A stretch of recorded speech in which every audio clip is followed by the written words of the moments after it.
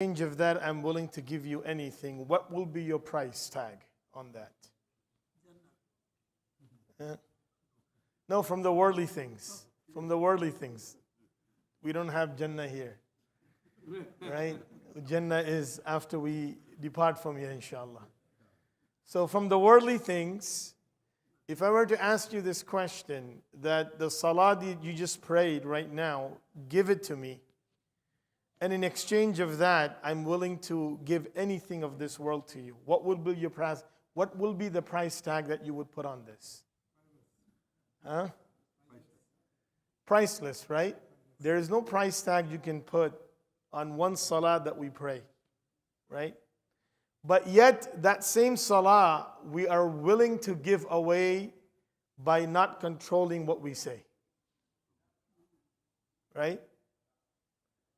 As the hadith of the Prophet ﷺ says, أَتَدْرُونَ مَنِ الْمُفْلِسِ. Do you know who is a bankrupt? A bankrupt person is the person that has no money, he has nothing left. But the Prophet ﷺ said, the bankrupt of my ummah are those people who have come with a lot of good deeds when they have come on the day of judgment. But then they were able to give away those good deeds in exchange of harsh words that they had communicated with people.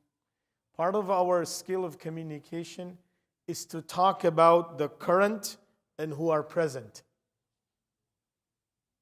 If you talk about the current and who are present, then you will save yourself from many sins or many a'mal giving it to other people. When we talk about he or she, or when we talk about what's going on,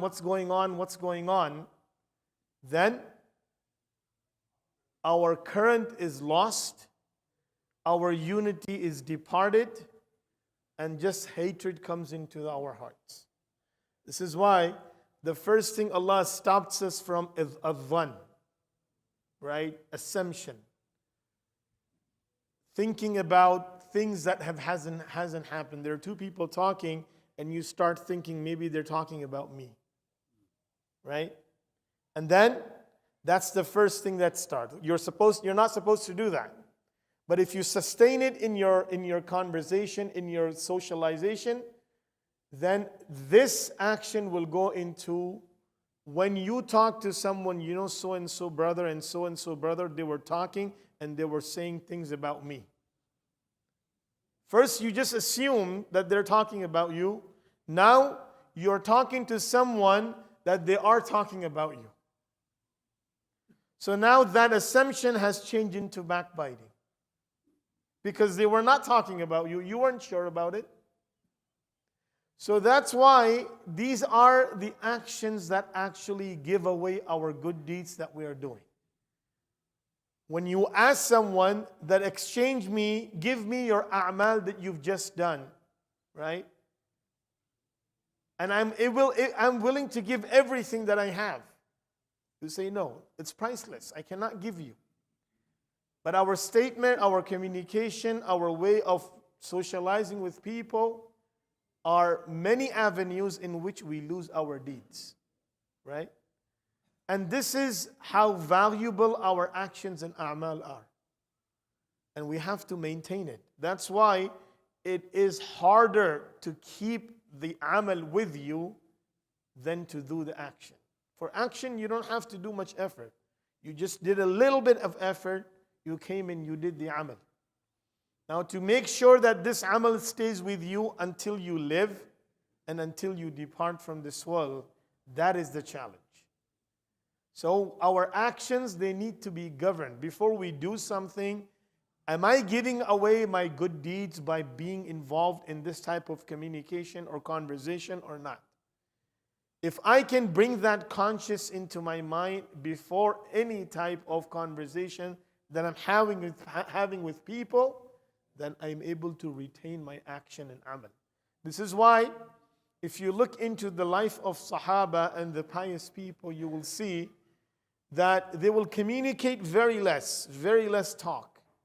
And majority of the time, they're just gaining amal, they're gaining reward for the life of hereafter by doing dhikr of Allah or by doing recitation of Quran or by doing something that is giving them reward. If we keep our tongue busy with good things, then bad things will not come. Because this tongue Allah has given for it to move. So if you are not using it for good cause, then it will be used for the wrong cause. And the best is either to use it for good cause or to stay quiet. As-sukut, it's also an ibadah. When you have a chance, when you are fearful that my statements are going to hurt someone, or my statements are going to create dispute between two people, then at that time to be quiet, it's a ibadah. It's a worship of Allah.